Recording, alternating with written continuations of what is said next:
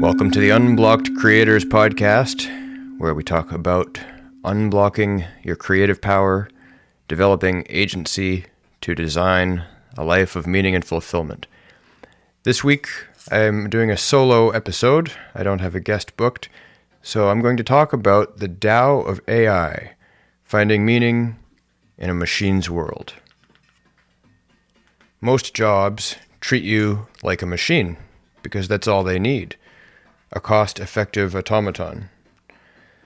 That's why for the last year, I've obsessed over the likely emergence of AGI, that's artificial general intelligence, as distinct from the AI we're all familiar with by now.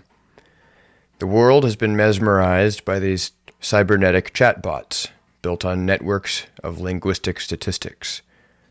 Real artificial intelligence, though, would have truly executive function and reevaluate its own deepest goals on the fly. That threatens to automate even highly complex problem-solving jobs.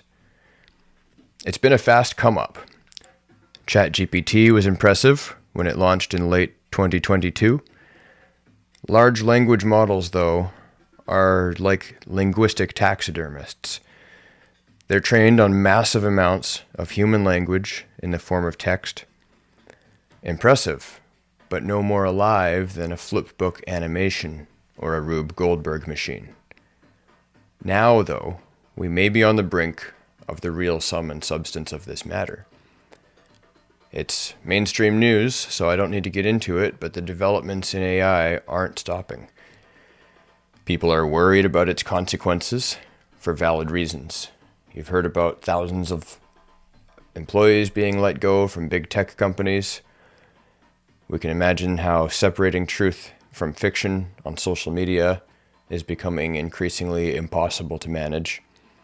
Heaps of jobs that now require humans soon won't.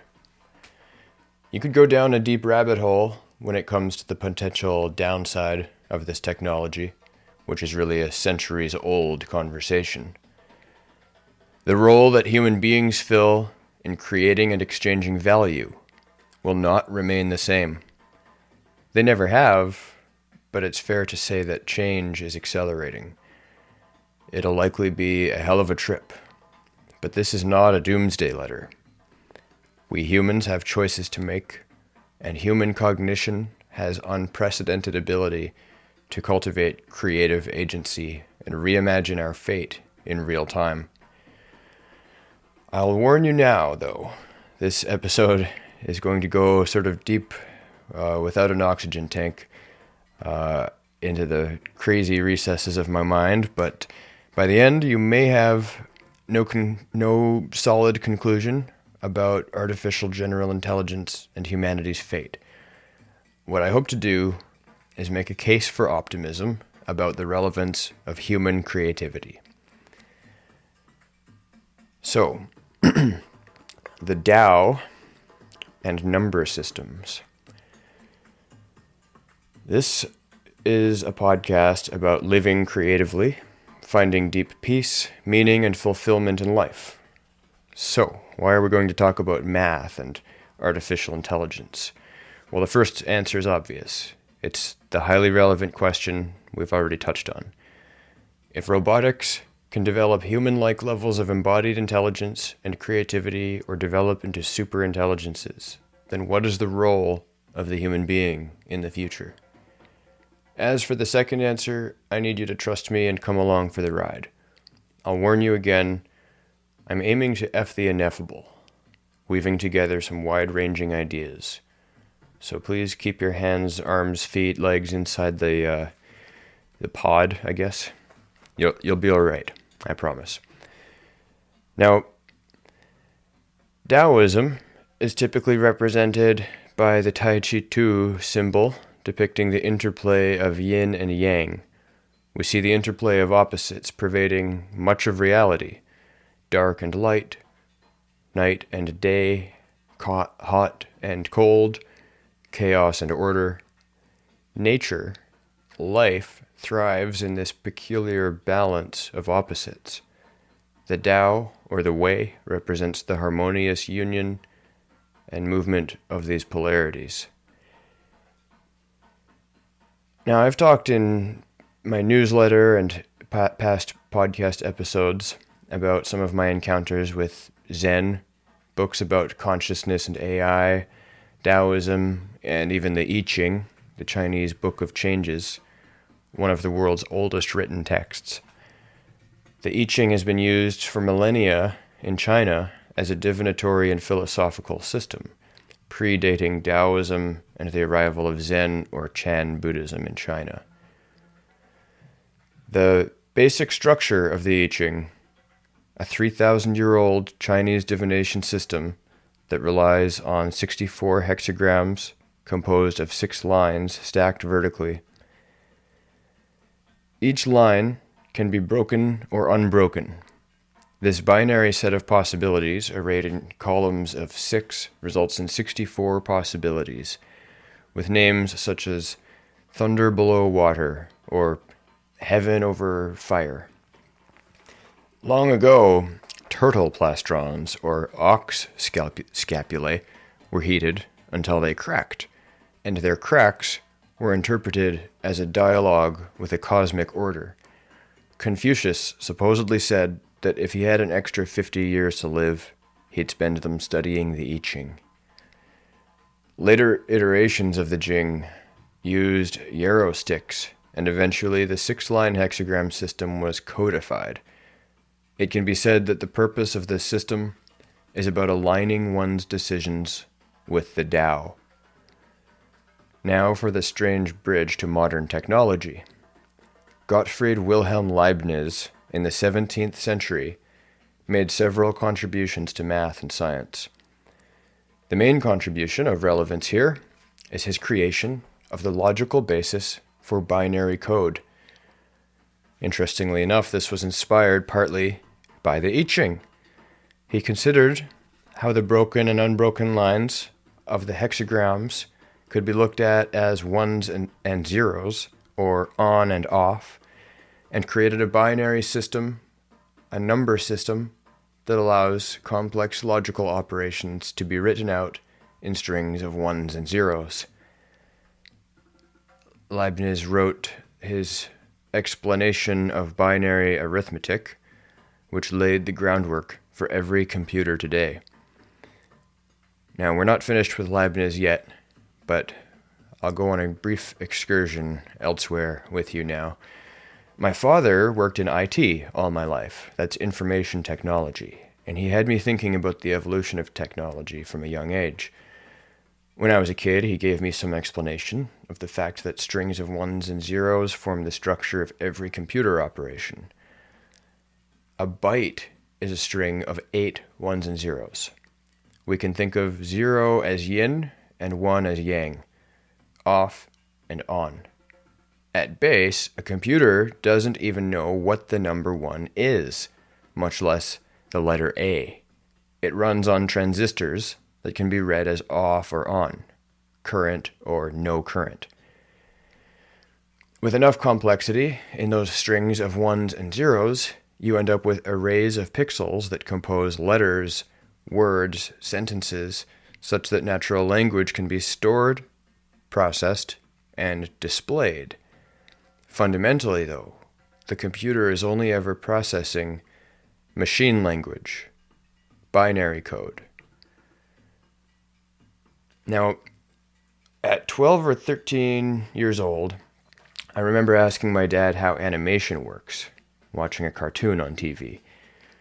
His response to that was going to download Macromedia Flash before it was Adobe, and he set me free to find out for myself.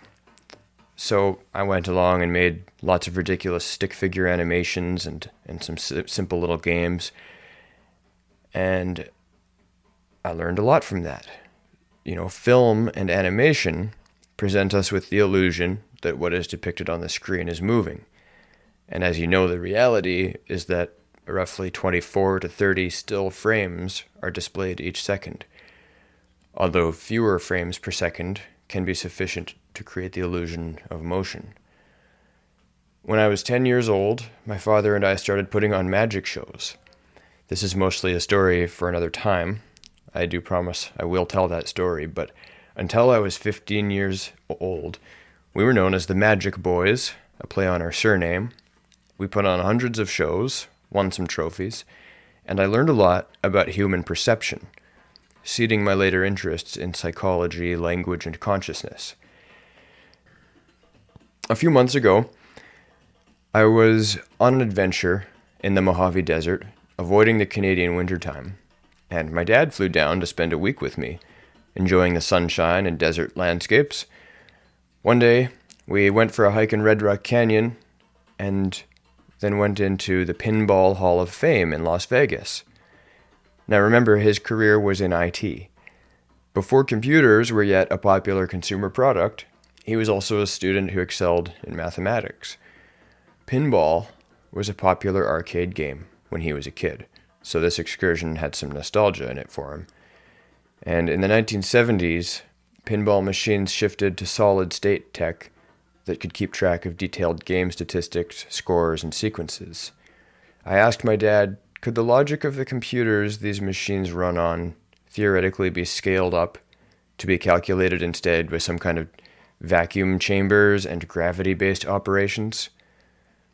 I'm sure the way I asked that was a bit naive, but his answer, in essence, was, yeah, that's indeed possible, and that's basically how computers worked early on, although they took up a lot of space, as I knew.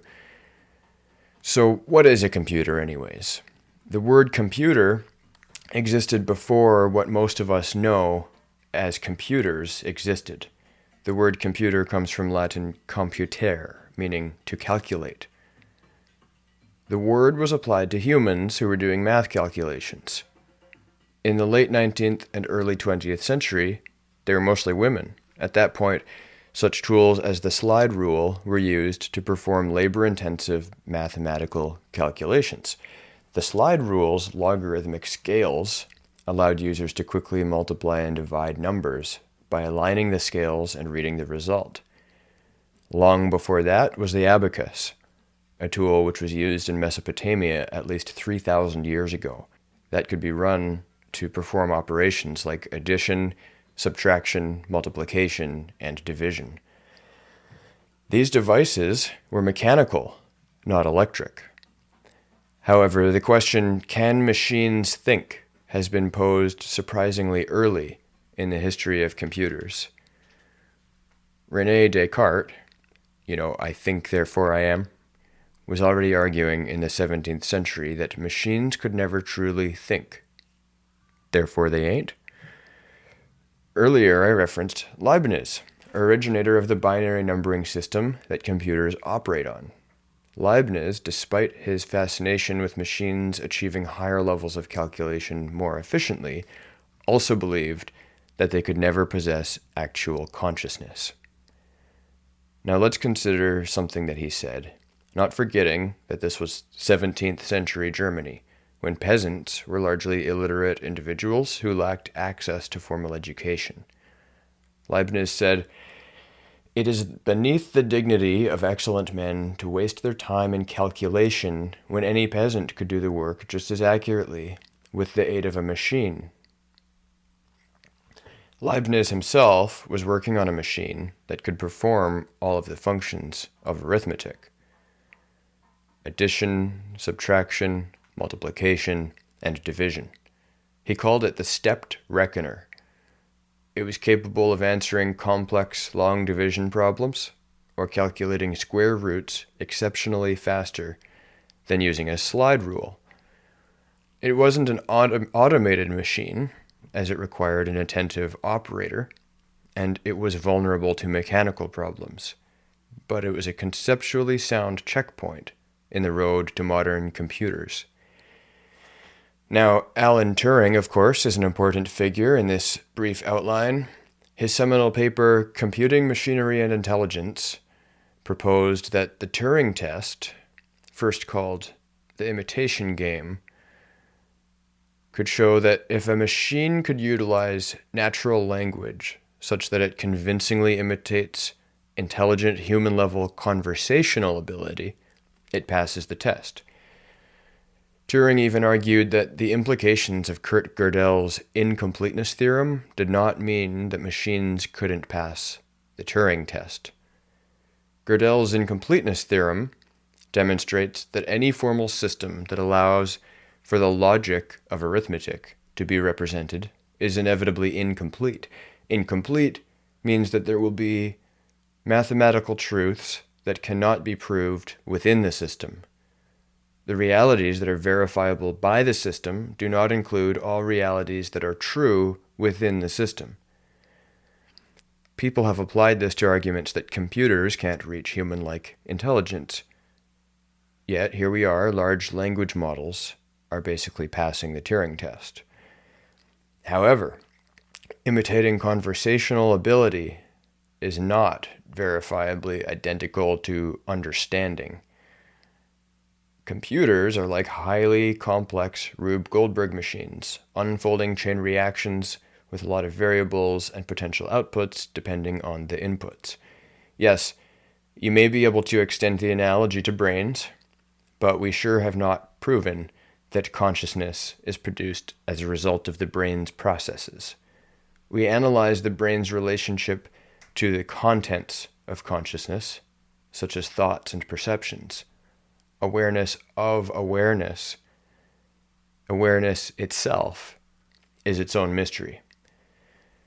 American philosopher John Searle in 1980 wrote a paper titled Minds, Brains, and Programs, in which he introduced the Chinese room experiment. In the experiment, Searle imagines a person inside a room who follows instructions to manipulate Chinese symbols without understanding their meaning. Someone outside the room could be convinced that a person in the room knows the Chinese language. Searle used this to argue against strong AI, the idea that a machine can possess genuine intelligence and consciousness. Some people believe that with the emergence of quantum computing, machines could tap into the very structure of consciousness. I have no clue. As Richard Feynman said, I think I can safely say that nobody understands quantum mechanics. We could have a much longer discussion on this whole topic, but before moving on, I'll briefly mention David Chalmers, who coined the hard problem of consciousness. The easy problem of consciousness, by contrast, have to do with things like thought processes and behaviors. The hard problem is that we can't seem to observe or explain the source of subjective experience itself. Awareness of the present moment is a different thing from crunching numbers through spans of time and displaying outputs. Your calculator will never look at the stars in the night sky and share your feeling of awe. So, you've come along for this wild circumbendibus. That means an indirect or roundabout course, especially in writing or speaking. So congratulations making it this far. It took me a year to read a book called Gödel, Escher, Bach, An Eternal Golden Braid, a metaphorical fugue on minds and machines in the spirit of Lewis Carroll by Douglas Hofstadter. I'll refer to that book as GEB for short. Now, I was down in the desert, and I was about halfway through that book, and so when my dad came down to visit, I had him bring the book with me so I could continue reading it. And for over 10 weeks, I had been living like a Dharma bum, except I don't think Jack Kerouac also carried a MacBook Pro and several heavy books everywhere he went. Now this book, GEB, one of the most challenging books I've ever chewed through, 700 pages, full of mentally taxing logical arguments. There were days that its strange puzzles flipped my mind inside out, and I don't mean that entirely figuratively. Every other chapter is a dialogue between Achilles and the tortoise, and sometimes other characters like the crab. Those chapters felt like sips of water on a long, scorching desert trek. I wished to meet others who would like to read it so that I'd have some conversation partners, but I got discouraged and left the book at home in British Columbia. On this trip, I was living on a farm in a hidden oasis in Death Valley, dead center of the Mojave Desert. And I saw there was a live call happening in this online writing community I'm part of. So I joined in, and I went outside where the absence of city glow let me see endless stars lighting the sky, and I listened in. Now, I do most of my writing using Cortex, a new digital toolkit being assembled by a team in Toronto, run by Dan Coe, whose work inspired me to begin writing my newsletter and building this podcast. And it happened to be Dan and the dev team of Cortex who were on this call, and I joined on in. Now, they weren't very familiar with me yet, but as we got chatting, it came up that Dan was reading about AGI and related topics, and had Gödel Escher-Bach on his reading list. Now, he'd already spent some time considering the metaphysical implications of Gödel's theorem. A few weeks after that call, I was standing next to Dan Coe in person, atop a rocky viewpoint, overlooking Phoenix, Arizona, discussing such implications. What is it that makes humans special? Well, our self-reflective consciousness allows us to zoom out to ever wider conceptions of the world, to jump up and down layers of abstraction, and to observe our own interpretations from endless perspectives. We can feel the satisfaction of coming to deeper understanding and overcoming adversity. We can entertain paradoxes, arrive at sudden epiphanies, and with a split second of eye contact, intuitively know that your friend noticed the same thing that you did. We don't live in binary code, a linear base 2 counting system. We are being itself, inhabiting bodies that are adapted to an infinitude of facts through direct contact with the infinite detail of their environments. Being is an interplay and union of opposites. Yin emerges through yang, and yang through yin. As Eknath Easwaran says, thinking is not the highest human faculty. It is only a stage in development. Just as we were able to rise above instinct and develop reason, we must one day pass beyond discursive thinking and enter into a higher mode of knowing. What then does it mean for us that the generative, conversational, and robotic AI can potentially perform the majority of tasks that we call jobs? It means we must reevaluate. As we've always done, we must rearrange our values, jumping out of the system, continuously reinvestigating what's important to us. Now, jobs were never about saving for retirement. Work is just valuable movement, and fundamentally, you're a being who actually wants to produce value, even if you don't like your current actual job. We humans strive to care for and connect with each other, express ourselves, overcome challenges, and experience awe and adventure together. From the trash collectors to Johann Sebastian Bach's, we work to create systems, consumables, art, and ways of being, ultimately, that aim to facilitate our well-being and enjoyment of life. Now, people have worried about automation replacing jobs ever since the first machines. The nature of the jobs we do has changed significantly. Jobs that once existed don't anymore, but we also get a lot more done much more quickly, though maybe sometimes we should get less done. Now, with the ever-advancing AI, programming is fast becoming less about coding skills and more about design sense. Anxieties are on the rise as global political tensions are enhanced by the AI race and its military applications. And while mental health and loneliness epidemics are still a defining characteristic of modern times, we're faced with the idea that we can be mostly replaced by machines. The truth, my human friends, is that you will never actually be replaceable or obsolete. Your job will.